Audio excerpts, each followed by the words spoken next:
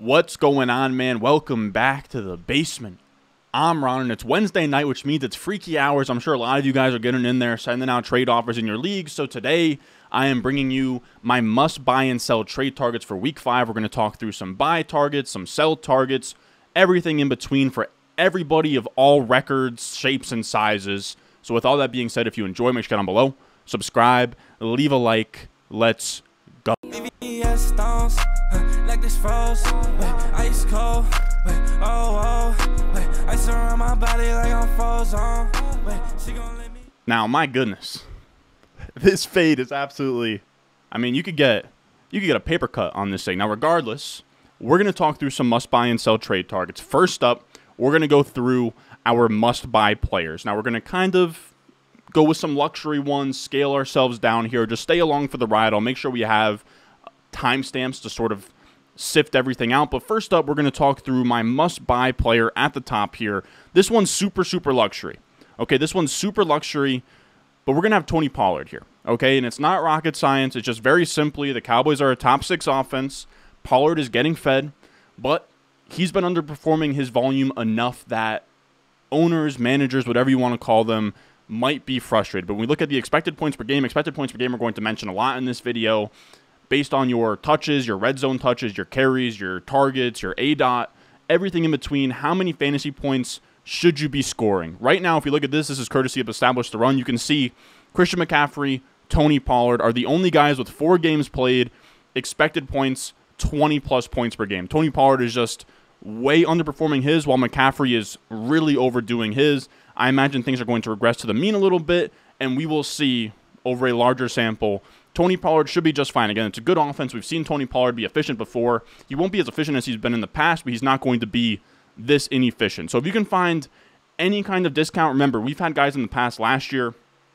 Josh Jacobs had a slow start. Year before that, if you remember 2021, when Jonathan Taylor had his RB1 overall season, through like 4 weeks, he really wasn't doing that great. It wouldn't shock me if Tony Pollard did something similar here. Now, when we talk through what we're actually going to be trading for with Tony Pollard, we're going to fantasycalc.com. Right there, fantasycalc.com.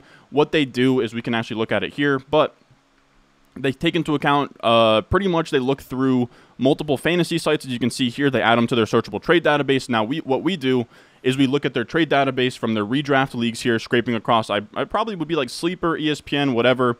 We pick out some of the ones that seem sort of reasonable, and we sort of see what you can buy Pollard for right now. And it's honestly, I mean, you're not going to get him for dirt cheap. You know, you're not going to trade a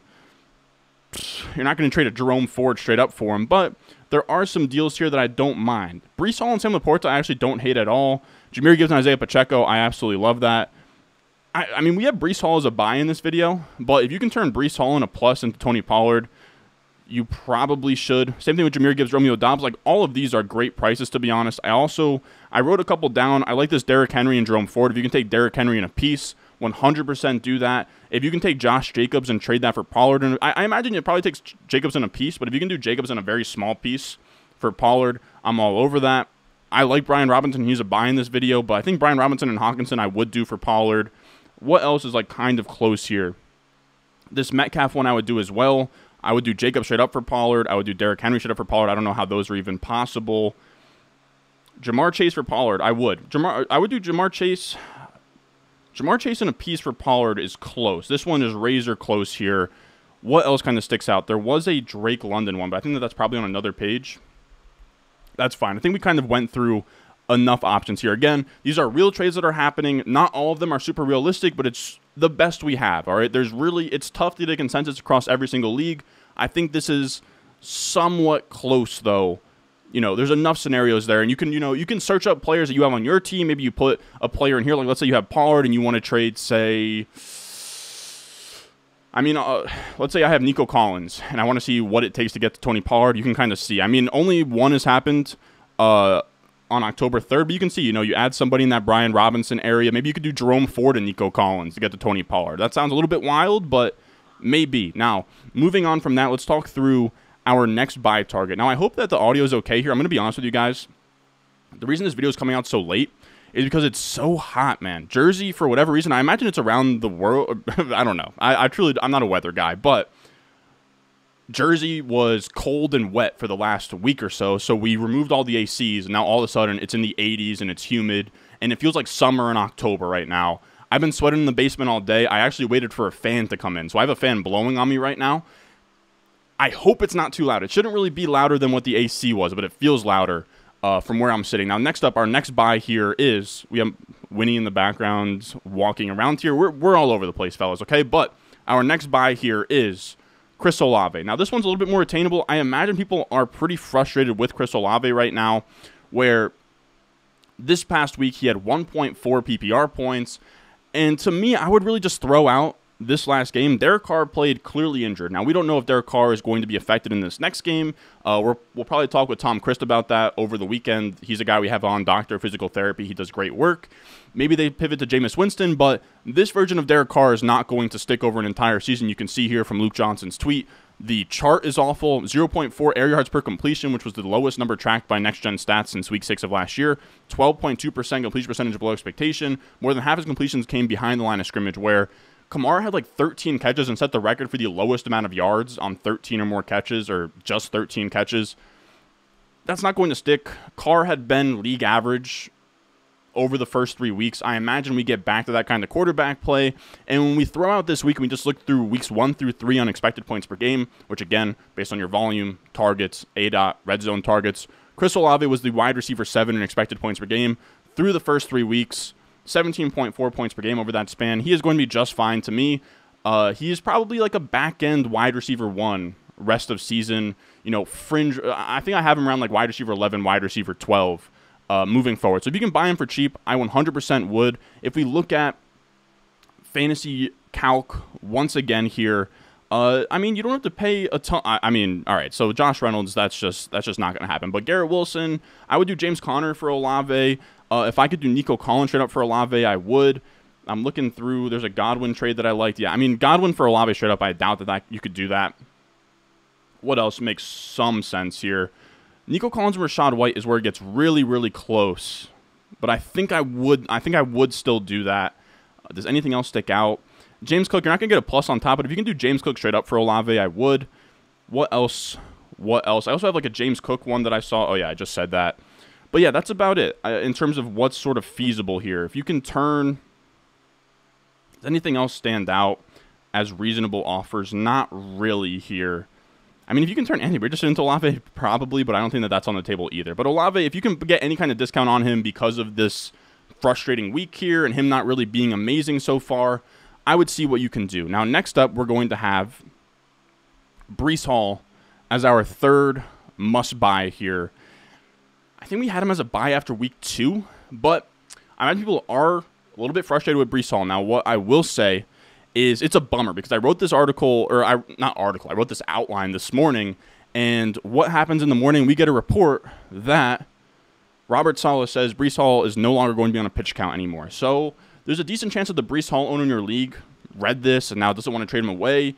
So I completely understand that, but I will say it's similar to in week 1 when Gainwell wasn't active and we were saying go buy DeAndre Swift heading into week 2, and maybe you had to buy a little bit high off of that news, but probably not nearly as high as you would have had to after the Thursday night game against the Buccaneers, I think it was. I'm not sure. There was a Thursday night game. I can't remember who. Oh, it was the Vikings. That's who it was. It was against the Vikings. DeAndre Swift went absolutely crazy, but we had said buy him, even though these reports coming out about Gainwell and Swift being the lead guy, maybe go buy. So what I'm saying here is, maybe the owner's going to be a little bit reluctant, but if he's 1-3 or 0-4 and really needs running back production, maybe see if you can grease the wheels a little bit on Breece Hall. You even have Stephania Bell here, who's ESPN's lead injury analyst. She does amazing work saying, wheels up, Breece Hall to the moon. Now, when we look at sort of his game logs here, Breece Hall slowly getting up there with the snaps, the rush attempt percentage, where 32%, 33%, 48%, 46%, so still in that 45% plus.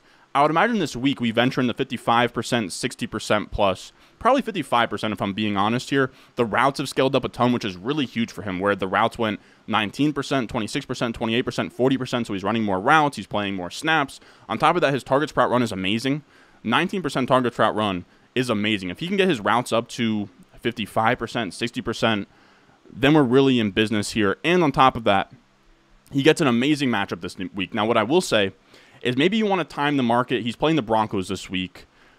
I think he's going to smash, right? This is a defense that's allowing the most fantasy points to running backs. They have the worst defense in the entire league here.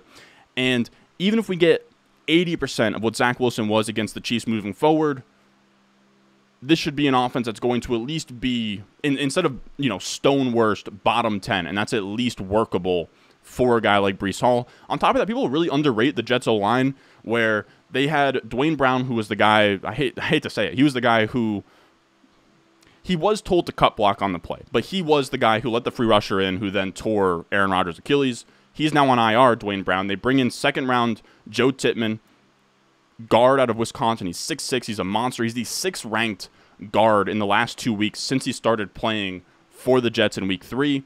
Since then, they've been amazing. Over the last 4 weeks, like the entire season, PFF actually has him as the 8th highest graded run blocking unit in the NFL. Since then, they moved. I know this is, I don't know any offensive line as intricately as I do with the Jets, just because I'm a fan of the Jets, but they had this first-round pick out of USC that they've been playing at left guard, or right guard, actually, Elijah Vera Tucker. They then moved him to right tackle. He's been amazing. They moved Mekhi Becton from right tackle to his natural left tackle spot, and they've been pretty good, and they're still sort of meshing together. So I think the offensive line is going to be workable. It's a good matchup here, but what that whole tangent was is that if you want to, you can roll the dice, see if Breece Hall disappoints, and then from there, you could buy, or you buy a little bit high now, he goes off against the Broncos, and then it's wheels all the way up from then on. Now, what we're buying Breece Hall for, maybe he's going for a little bit more after the news today, but again, I don't mind. What the hell? Wait a second. I'm not quite sure what just happened there. All right. Everything's fine. Everything's fine. Everybody just bear with me. But we have Breece Hall here. I'm just making sure that you guys can hear me and everything. Yeah, I don't know. I mean, you're not going to get this, but like Gabe Davis, that's insane. If you can do something like Addison and a Godwin, for sure. I mean, he's actually trading for a lot less than I would think.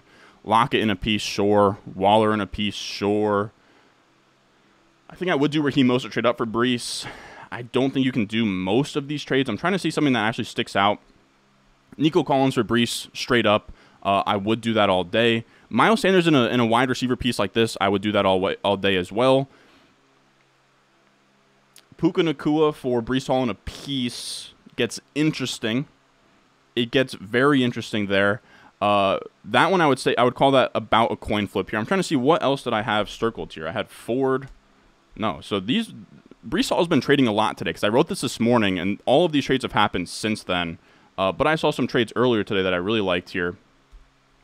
And I thought were, like, decently realistic. Yeah, no, never mind. I mean, C.J. Stroud and Jerome Ford, I don't think that that's really on the table. But if you can do Jerome Ford in a piece, I would. Is there anything else here that makes sense here? I think Drake London and Ramondre is getting very, very close. Miles Sanders and Kirk, I actually would do 100%.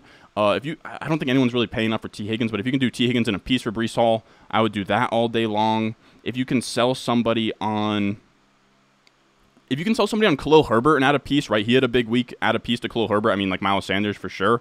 I would do that as well. But you can see, I mean, you can go on the website yourself and kind of see some other deals here if you want to get something a little bit more fair, I guess, if you want to say. Dameon Pierce, I would do as well. Zay Flowers and Kyron Williams, I don't think I could do that. If you can sell someone on Najee in a piece, for sure, I would do that as well. Again, I think Nico Collins is going to be one that you can definitely do if you would like to. Ramondre should up for Breece, I would. Metcalf should up for Breece is close. I think I would take Breece over Metcalf. If you could take Evans in a small piece for Breece Hall, I like that as well. Now, moving on from that, we have some special buys, okay? If you're out there, you're down bad, you're 0-4, you're down in the dumps, you're saying, you know what, the season's over, I think it's all a wash. What I'm telling you right now is it's time to dig in. It's time to dig in. This is a must-win week for you, okay? And I'll be honest, I'm 0-4 in my home league. I'll say it with my chest. All right, we filmed the draft party video in the summer. This was mid-August we drafted, so Jonathan Taylor was presumed to be playing. So the way I started this draft was Jamar Chase, Jonathan Taylor, Chris Olave, Drake London, Joe Burrow, Deontay Johnson. Jamar Chase, Burrow, ass. Jonathan Taylor hasn't played. Deontay Johnson, hurt. Like, the entire team, it's just been brutal, but this is what I'll say. This is some dummy math for everyone out there that's 0-4. Some dummy math here, okay? This is a really cool metric. or matrix, I mean to say, from an analytics site from like 2014. It's not perfect because it's assuming a 12-game regular season where now it's 14, but regardless, this is assuming that the top half of your league makes the playoffs. If you go 0-4, right, so wins 0, losses 4, you're at 8.7% to make the playoffs. And here's what I'll say. When you join a 12-man league, most of the money is going to first place. You are playing to win the game. As Herm Edwards, Jets legend, once said, you play to win the game. And what I'm trying to say here is that you joined the league knowing you had a 1 out of 12 chance to win it all. 1 out of 12, what's that? 8.3%.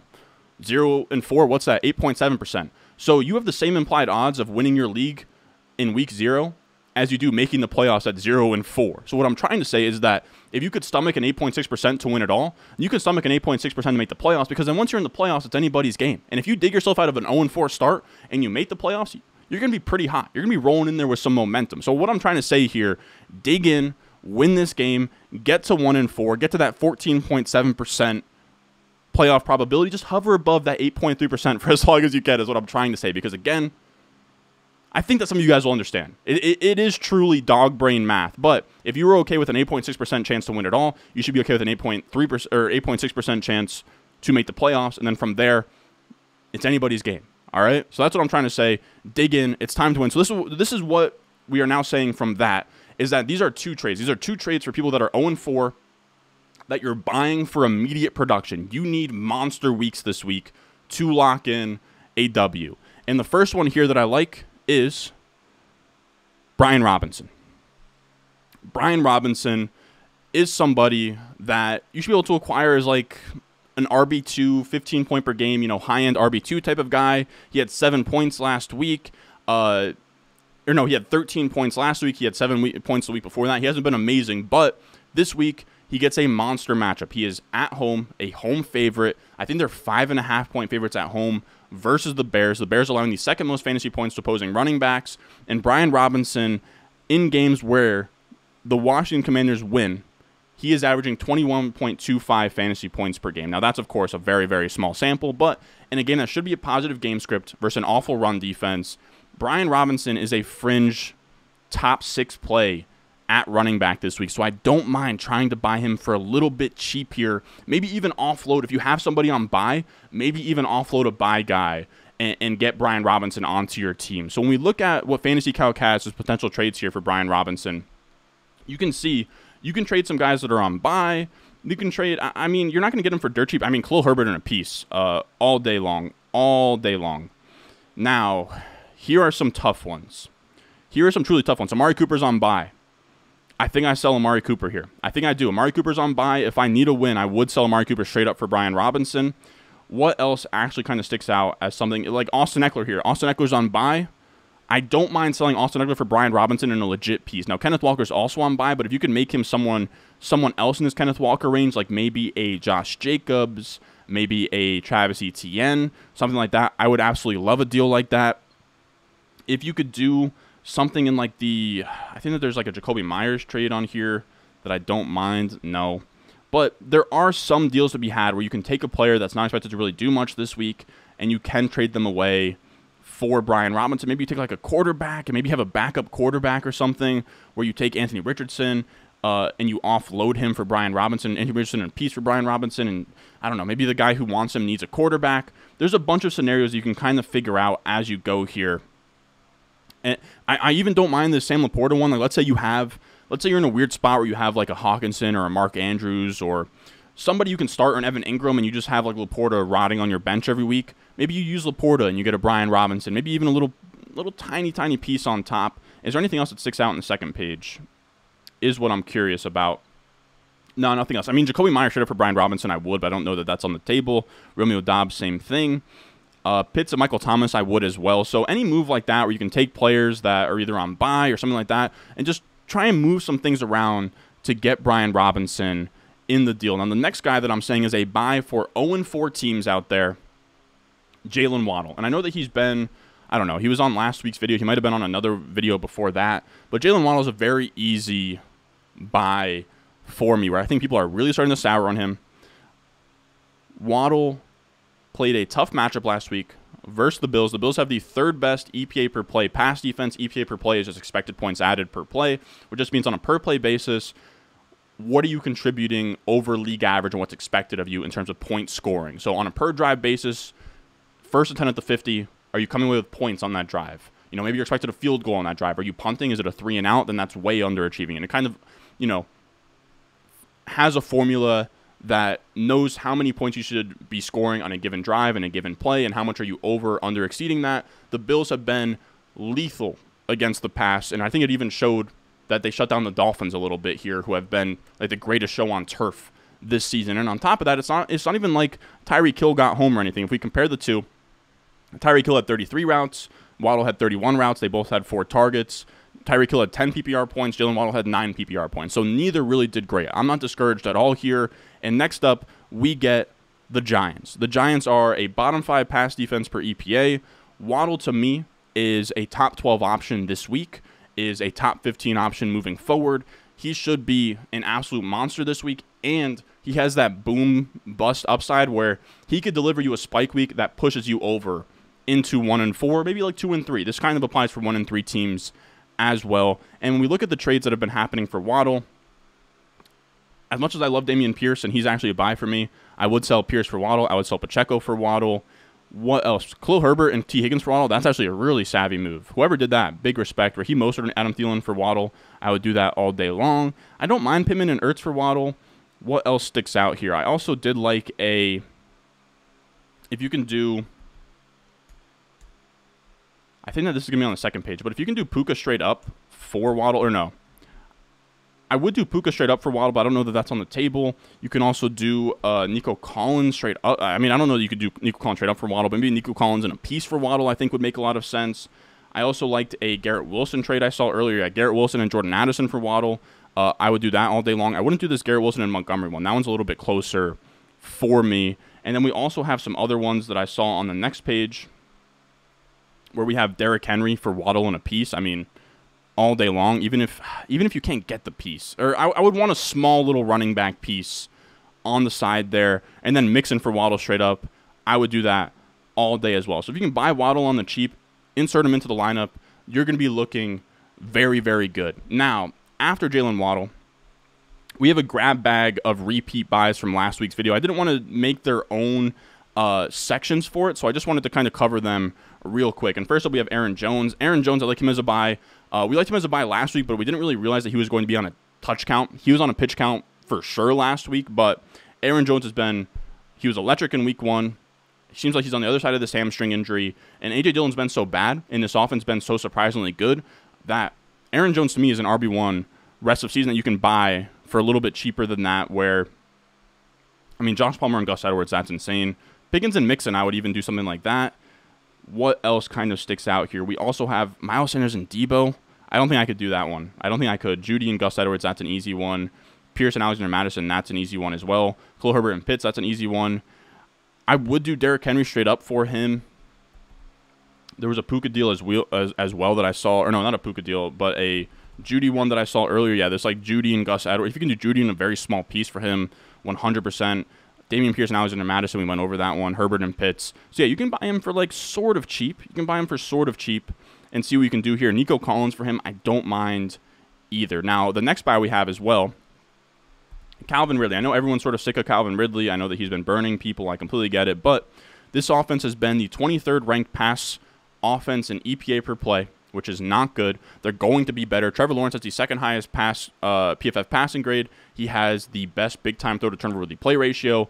It's just been kind of variance-based. I do think that better days are going to be ahead. I think Calvin Ridley is going to flirt with top 12 numbers, and you can buy him for so cheap right now. James Cook for him straight up, very easy trade for me. If you can buy him, I don't think you can do Ayuk. No, there's no shot you can do that. But I did see an Ayuk deal earlier that I did not mind. I wonder if it's here or no. Today's the 4th. No. No. I don't like that Ayuk one. But I think that there's Khalil Herbert for add a little piece like Khalil Herbert, and I'm trying to think.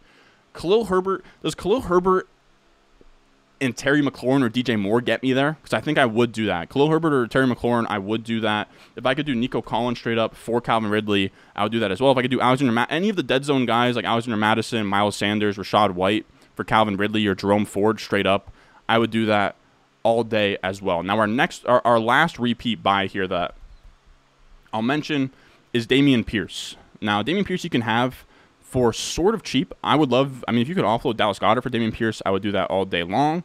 If you could offload Marquise Brown for Dameon Pierce and like a very small wide receiver, I would as well. Again, if you're in a spot where you have tight end depth, Evan Ingram from Dameon Pierce doesn't sound bad at all. If you could do DJ Moore for Dameon Pierce in a very small piece like a 2-2, I would love that as well. I mean, DJ Moore for him, I would do that. I would do Miles Sanders for Dameon Pierce. I would do, if you're in a rough spot and you have Amari Cooper on bye, I don't mind Amari Cooper for Dameon Pierce. Rachaad White for Dameon Pierce, I would.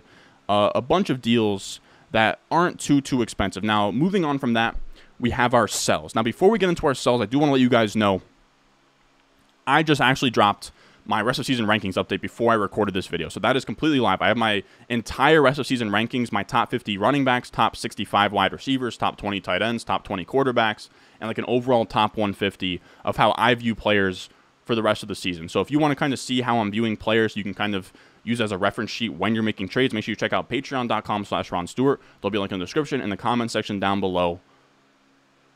On top of that, you get weekly rankings, you get fab articles every week, you get my start-sit exclusive streams on Sunday mornings. But if that's not interesting, we'll go on to the next player, who I have is Nico Collins as a sell here. Now, I just want to preface this. We had Nico Collins on our must-draft wide receivers video on August 30th. Must-draft breakout wide receivers video on August 30th. We did a Week 4 video last week on Friday. Nico Collins was my must-start of the week, and he absolutely balled out. I promise. I like Nico Collins. This is not an anti-Nico Collins channel. And if you want to go back, I have like a sleepers video from like the 2021 draft class. Nico Collins was on there as well. We have long been Nico Collins people on this channel.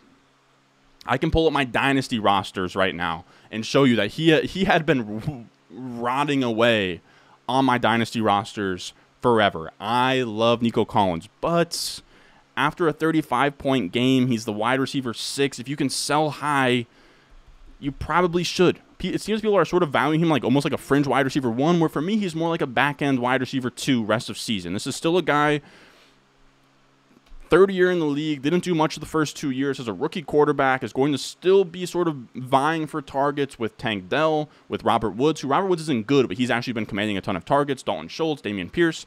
They have a lot of things to spread around. That's not necessarily going to deter Nico Collins from still being good. I think he's still going to have his spike weeks. He's still going to be a wide receiver 2 in fantasy. But if there was ever a time to cash out, it would be right now, where he's really overperforming his volume, where if we look at his expected points per game, you can see he is the wide receiver 16 in expected points per game. He is overshooting that by 5.8 points per game. I believe that is the highest on the list. He is overshooting his expected points per game by 5.8, which is a lot. That is a lot of variance here that we're dealing with on an offense that is good, right? It's good, but it's not good enough to the point where a 5.8 over expected is going to hold over an entire season. Where I think if we look back to like Deebo Samuel in 2021, when he had that amazing year where he was just super efficient, I think he was at like 6 over expected. So we're going to regress a little bit here. So I don't mind trying to sell high on Nico Collins. And some of these trades you can get for Nico Collins are pretty great. They are pretty great. If I could sell Nico Collins straight up for Breece Hall, I would. If I could add Rachaad White, Miles Sanders, Alexander Madison to Nico Collins for Amon-Ra St. Brown, I would. Nico Collins for Chris Olave straight up, I would. Anything else stick out? Nico Collins and DJ Moore for Cooper Kupp, yes. Nico Collins for Breece Hall again, straight up, yes. I mean, Nico Collins for Devontae Adams isn't happening, but that's just, I think it just goes to show how crazy it is right now. Nico Collins for Calvin Ridley, yes. Nico Collins for Jaylen Waddle, yes. Nico Collins for Puka Nacua. It's close, but I think I prefer Puka Nacua. Nico Collins in a piece, or, you know, just like a fodder running back for Saquon. Yes, like you go up and down this entire list, and it's all just like, they traded what for Nico Collins? So I'm just telling you, check your league, kick the tires on some teams, approach some teams, see if you can kind of buy somebody low a little bit. And if nobody wants to pay top 15 wide receiver prices for Nico Collins, then just move on. All right, just move on. There's genuinely no shame in moving on and not trading him away. You can just scoop up those points. You have him as a wide receiver 2 rest of season. But what I'm trying to say is that if there's ever a time to cash out, it would be right at this very moment. Now, moving on from that, we have our next sell, which is going to be Derrick Henry. Derrick Henry. He had the perfect environment where it was a blowout versus the Bengals. They won like 27-3. It was the perfect game environment for him to just rack up points. On top of that, though, this is somebody that is splitting major work with Tyjae Spears, and that should be concerning. Where last year, he played on 67% of the snaps. This year, he's at just 56%. He is no longer this bell cow elite RB1 type, and I think a lot of guys treat him like that, where if we compare the last 2 years for him, in expected points per game, again, just based on his volume, his red zone touches, right now he is sandwiched between Raheem Mostert, Brian Robinson, and Joe Mixon in terms of volume. That is not good. That is no bueno. Now, if you look to the right of the screen, this is from 2022, where he was the RB6 at 16.8 expected points per game. That is a full 4 points per game lower in volume that he's ceding to, at least to bad game scripts, to a worse offense, to Tyjae Spears, and that should be concerning. So if there's anybody out there that sees Derrick Henry in your league and is like, oh my God, that's Derrick Henry, he just had a great game, that's an RB1 rest of season, elite RB1 type of guy, I would be looking to sell. And you can get some decent prices to sell him at when we look at Fantasy Calc here. If we look down here, I mean, I would do him, I would do him for, Olave here, a piece for Jamar Chase, Derrick Henry for A.J. Brown straight up, yes. Derrick Henry for Eckler straight up, yes. What else? Derrick Henry in a small piece for Tony Pollard, yes. There's just a lot on here that seems like Derrick Henry for Waddle and Dameon Pierce, yes. Derrick Henry and a guy like Debo or Ayuk or Metcalf or Tyreek Hill, yes. There's still a lot of Derrick Henry fans out there where if you can sell Derrick Henry, I would. Now, I will say the sort of the conundrum with all of this is that the guys on my sell list you probably drafted, so you probably liked Derrick Henry a lot. So I don't know, but if you're someone out there who's just like, oh my God, it was the 212 and I had to take Derrick Henry and that's just kind of how the cookie crumbled, then this is for you. If you're a Derrick Henry stan and you draft him on your fantasy football team, then I don't know, ignore this advice. Now, after that, we have DJ Moore, who's a repeat sell, but I do want to reiterate it. I will say that it is on me that I should have looked at his upcoming schedule. To be honest with you, the Broncos defense coming into the year was supposed to be good, right? They had Patrick Surtain. They were good last year. The thought was like, Miami is like the greatest show on turf right now. Maybe it was just like a little blip. But no, this is like genuinely a bottom 5 defense. I wish that I held off, waited for the good matchup, and then was like, okay, sell high. But if you didn't listen to me last week, you couldn't get any deals done.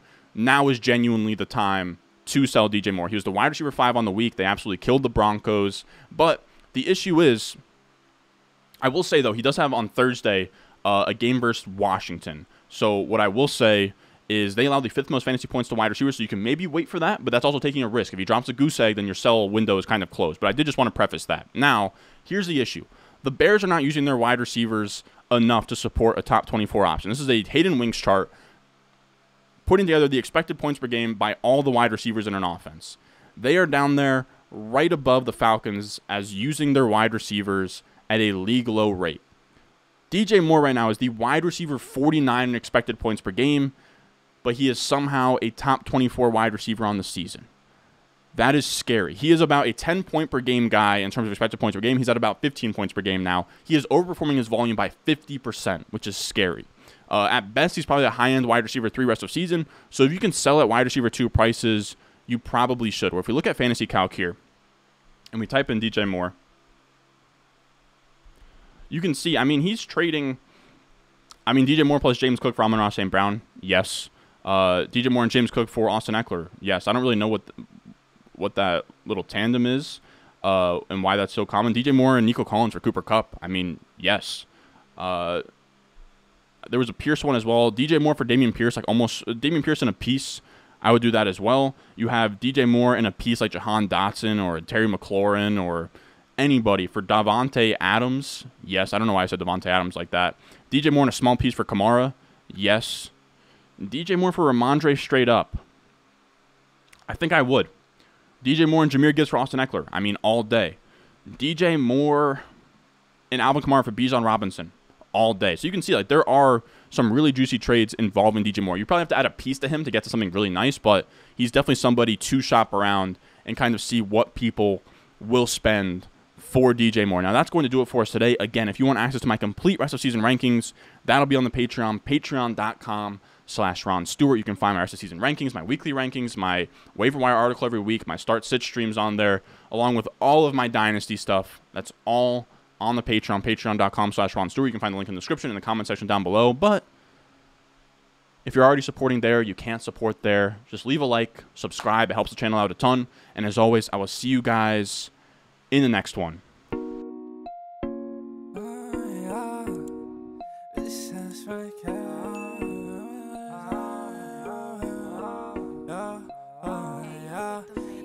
Stones, like this froze, ice cold, ice around my body like I'm